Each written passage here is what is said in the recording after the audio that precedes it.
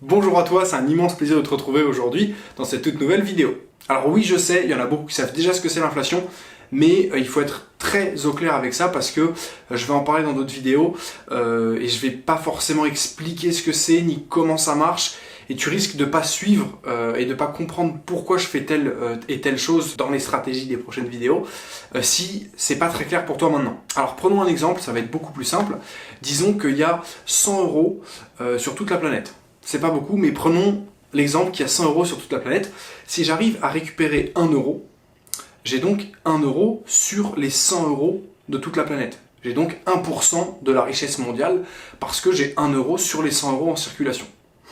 Si jamais la masse monétaire de la planète, la masse d'argent ne bougeait pas, c'est-à-dire qu'il y avait toujours 100 euros et qu'en fait tout le monde s'échangeait les 100 euros entre nous, et bien à ce moment-là, ma richesse personnelle ne bougerait jamais. Puisque j'ai toujours 1 euro sur 100 euros, les 100 euros ne bougent pas, mais 1 euro valent toujours 1 euro. Le seul petit souci, c'est qu'on est dans un système où les banques centrales peuvent, si elles le veulent, imprimer de l'argent. Donc en fait, recréer un petit peu d'argent. Et là, tu le vois bien, si maintenant j'ai toujours mes 1 euro qui représentent soit mon salaire, soit mon niveau de vie, peu importe, j'ai toujours mes 1 euro, sauf que cette fois-ci, il n'y a plus 100 euros, mais 103 euros. Parce que cette année, la Banque centrale a décidé d'imprimer ou de créer 3 nouveaux euros. Eh bien, il n'y a plus 100 euros au total, il y a 100 euros plus ce qu'ils ont créé, c'est-à-dire 103 euros. Sauf que là, tu le vois bien, mais 1 euro, du coup, n'ont plus la même valeur. Parce qu'avant, j'avais 1 euro sur 100 euros, et maintenant, j'ai que 1 euro sur 103 euros. Et donc forcément, mon pouvoir d'achat, en fait, ma capacité à pouvoir acheter des choses a diminué puisque on parle plus d'1 euro sur 100 mais d'1 euro sur 103. Grosso modo, avant j'avais 1% de la richesse mondiale, maintenant j'ai 1 sur 103% de la richesse mondiale. Si je fais le petit calcul de tête, ça fait un petit peu plus de 97 centimes. Ce qui veut dire qu'avant je possédais 1% de la richesse mondiale, maintenant je possède 0,80% de la richesse mondiale. Et en fait, c'est ça qu'il faut bien comprendre. Évidemment, si j'ai 10 000 euros aujourd'hui, dans 20 ans, j'aurai toujours 10 000 euros. Ils vont pas diminuer en valeur petit à petit. Évidemment que si j'ai 10 000 euros aujourd'hui et que je les laisse sur mon compte bancaire, dans 20 ans, dans 30 ans, dans 100 ans, j'aurai toujours 10 000 euros. Puisque si j'y touche pas, la valeur de ces 10 000 euros va pas diminuer. Par contre, ce que ces 10 000 euros m'achetaient, c'est-à-dire la valeur intrinsèque de ces 10 000 euros, elle, petit à petit, elle va diminuer.